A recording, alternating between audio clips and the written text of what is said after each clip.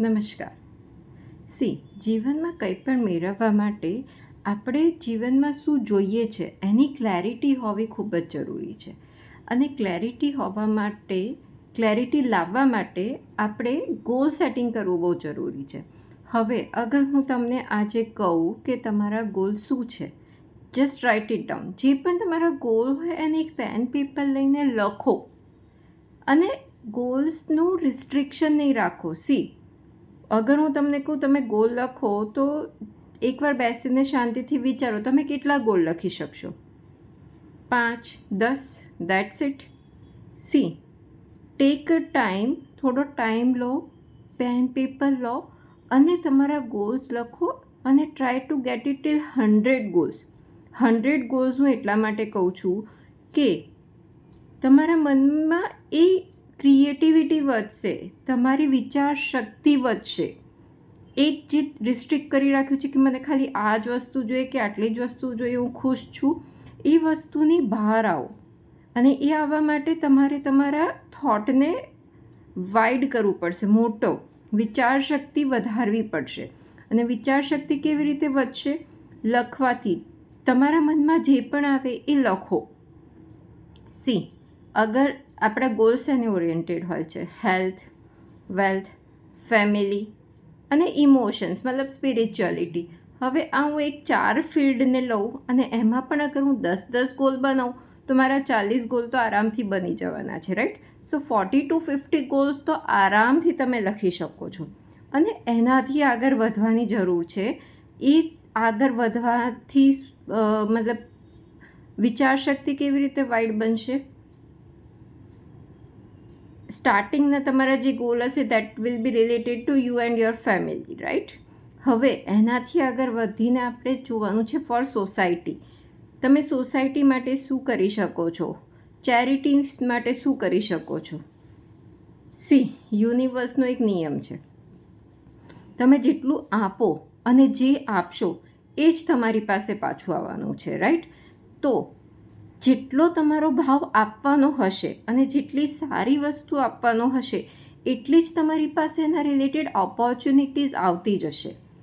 તમે જોયું હશે કે આપણા આખી દુનિયામાં જેટલા પણ ચેરિટેબલ ટ્રસ્ટ છે, મંદિર છે, ક્યારેય કોઈને કોઈ બી પ્રોબ્લેમ આવે છે?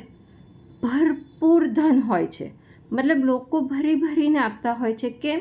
કારણ કે લોકોનો પર્પઝ સારો છે. જ્યારે આપણો પર્પઝ સારો હોય ત્યારે લાઇક માઇન્ડેડ પીપલ આપણી જોડે જોડાતા જાય છે. યુનિવર્સનો પણ નિયમ છે, અગર તમે સેલ્ફિશ થઈને ખાલી તમારા પૂરતો ગોલ સેટ કરશો તો એમાં શું હશે કે ભાઈ મને આ વસ્તુ જોઈએ છે, હું આને ત્યાં જોબ કરું છું, એ મને આટલી સેલરી આપે, એમાંથી હું મારા માટે આ ગાડી લઈશ કે ઘર લઈશ કે વોટ એવર, રાઈટ? કે હું આ બિઝનેસ કરું છું, મારા આટલા કસ્ટમર્સ થશે તો હું આ અમાઉન્ટની ગાડી લઈશ કે આટલું ઘર લઈશ કે ફેમિલી માટે કરીશ, મતલબ જે પણ છે. તો આ એક તમારો સેલ્ફિશ ગોલ થયો. પણ આની જગ્યાએ અગર તમે વિચારો કે ભાઈ હું આટલા કમાઉં અને એમાંથી હું આટલું ચેરિટી માટે કરીશ, આટલું લોકોના એજ્યુકેશન માટે કરીશ કે આટલું લોકોના વેલબિંગ માટે કરીશ, તો એ વસ્તુ તમને આપોઆપ મળતી જશે. અને એમાં શું ફાયદો થશે? મતલબ તમે લોકોનું તો ભલું કરશો જ, સાથે સાથે જે તમારી નીડ છે, જે તમારી વોન્ટ છે કે તમારી જે લક્ઝરી છે એ તો આપોઆપ આવતી જશે. એના માટે તો તમારે વિચારવું બી નહીં પડે. તો હંમેશા સેલ્ફલેસ સર્વિસ માટે વિચારો, ચેરિટી માટે વિચારો, લોકોનું ભલું કેવી રીતે થઈ શકે એ માટે વિચારો. કારણ કે આપણા જે ઇમોશન્સ છે, આપણી જે ભાવના છે, આપણું જ્યાં ફોકસ છે ત્યાં આપણી એનર્જી જાય છે. અને જ્યાં એનર્જી જશે એ જ વસ્તુ આપણી સામે આવશે. તો અગર તમારી એનર્જી સારી જગ્યાએ છે, તમારું ફોકસ સારી જગ્યાએ છે કે ભાઈ મારે લોકોનું ભલું કરવું છે, તો તમારું ભલું તો આપોઆપ થવાનું જ છે. અને એનાથી મતલબ તમારે અંદર એક સારા ચેન્જીસ આવશે. તમે આપોઆપ એક સારા વ્યક્તિ બનશો, નેગેટિવિટીમાંથી પોઝિટિવિટી તરફ જશો. કારણ કે એક તો તમે ગોલનું લિસ્ટ લાંબુ બનાવ્યું હશે, પ્લસ એમાં તમારો પર્પઝ સારો છે કે પોતાની સાથે સાથે સમાજની પણ ઉન્નતિ અને પ્રગતિ છે. તો જ્યારે સમાજની પણ આપણે ઉન્નતિ અને પ્રગતિ વિચારતા હોઈએ છીએ તો આપણી પોતાની ઉન્નતિ અને પ્રગતિ તો આપોઆપ મતલબ એ તો બાય પ્રોડક્ટ થઈ જવાનું છે. તો આવી રીતે તમારો ગોલ સેટ કરો ને આવી રીતે મેનિફેસ્ટેશન કરો. પછી જુઓ તમારું મેનિફેસ્ટેશન કેવું જલ્દી થાય છે. આને હું એક એક્ઝામ્પલથી બી સમજાવું કે તમે જોયું હશે કે આપણા જે નેચર છે, નેચરમાં કેટલા બધા વૃક્ષો છે, રાઈટ. હવે દરેક જગ્યાએ તો આપણે જઈને વાવ્યા નથી, રાઈટ. એની મેટ તે કેટલા ઉગે છે અને એની ઉપર ફળ ને બધું પણ કેવી રીતે આપોઆપ આવતું હોય છે, કારણ કે નેચરની પ્રકૃતિ શું છે? આપવું. નેચરની પ્રકૃતિ છે આપવાની, એને લેવાની કોઈ ઈચ્છા નથી હોતી, સામે એ કંઈ બી રિટર્નમાં નથી માંગતું. એટલા માટે ભરપૂર સંખ્યામાં, મતલબ ક્યારે તમે વિચાર્યું છે કે આપણે ક્યારેય એવું સાંભળ્યું હોય કે ફ્રૂટ્સની અછત છે કે અનાજની અછત છે કે પાણીની અછત છે? ભરપૂર સંખ્યામાં છે, રાઈટ. કારણ કે પ્રકૃતિનો નિયમ છે આપવાનો, અને જેટલી સંખ્યામાં આપે છે, જેટલી સંખ્યામાં જનસંખ્યા વધે છે, એટલી જ માત્રામાં દરેક માટે વસ્તુઓ ભરપૂર માત્રામાં અવેલેબલ છે પ્રકૃતિમાં.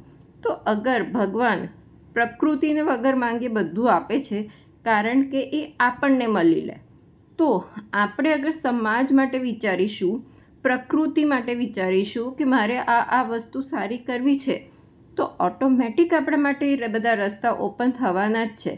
તો ગોલ સેટિંગ કરો. નો ડાઉટ પોતાના માટે બી ગોલ રાખો, ફેમિલી માટે બી રાખો, પણ સાથે ચેરિટી અને સોશિયલ સર્વિસ ગોલ પણ હોવો જોઈએ, and that to at a very good level. એ વસ્તુ પર ફોકસ કરો. જ્યારે તમારું ફોકસ એ વસ્તુ પર જશે તો તમારી એનર્જી બી ત્યાં જ જવાની છે, અને જે એનર્જી જશે એ વસ્તુ તમને સામે મળવાની છે.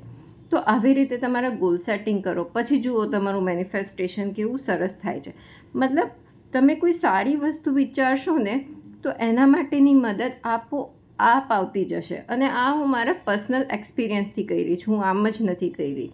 તો આ વસ્તુ કરીને જુઓ અને આપના અનુભવો મારી સાથે શેર કરો. અને એ પણ લખો કે તમે એકવારમાં કેટલા ગોલ્સ લખ્યા. પેન પેપર લઈને બેસો, એક દિવસમાં તમે કેટલા ગોલ લખી શકો છો. સૌથી મોટો પ્રોબ્લેમ છે આપણી સંકુચિત સોચ.